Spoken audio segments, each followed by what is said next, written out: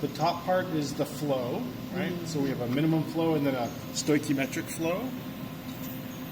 And right now I've got 0.2 as the minimum flow, and then a stoichiometric factor of 1.5 on the hydrogen side and 2.5 on the air side. And then here's the multi-gas section, okay? Oh, well, we have that. And then here's the humidifier temperature, right? And then here's wet dry. Oh, Okay.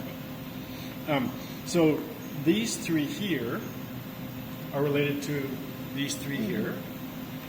These three here on the cathode are related to the bottom, right? And again, we only have hydrogen on A, and we have air on A cathode, right? We're not using B or C.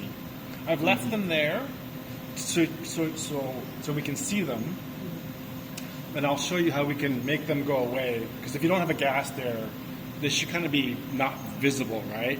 So I'll show you how to make that disappear and then how to bring it back. You'll notice now, though, this is a new feature in the G series, which is this. Those units don't have this feature. You can switch independently to purge gas.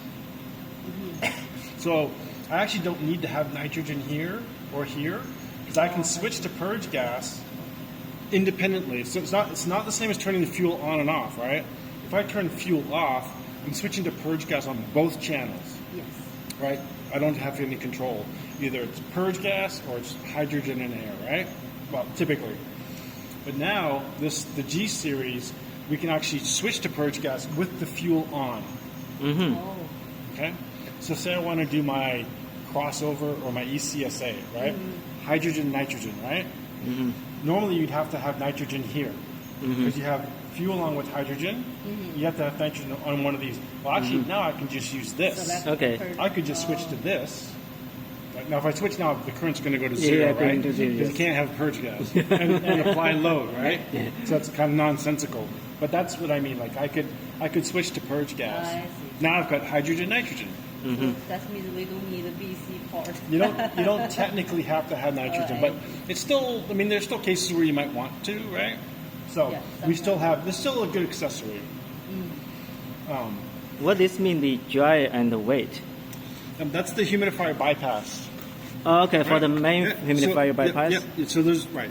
So Okay. wet Okay. means it's going to go through the humidifier okay, and okay. become humidified, right? Okay. Dry means it's going to bypass the humidifier and Yeah. go directly to the cell. Okay. So Okay. it does not get humidified. So that means the mixture together, getting all the gas together, getting to the Yes. humidifier. Okay.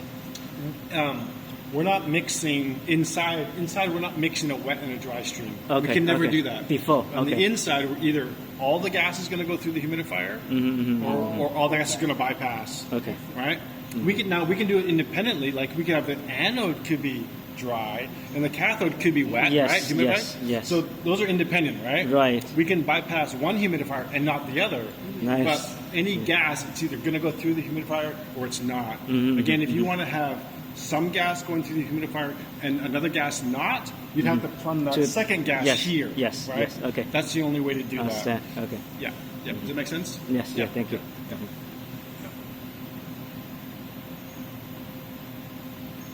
So I'm just gonna. So let me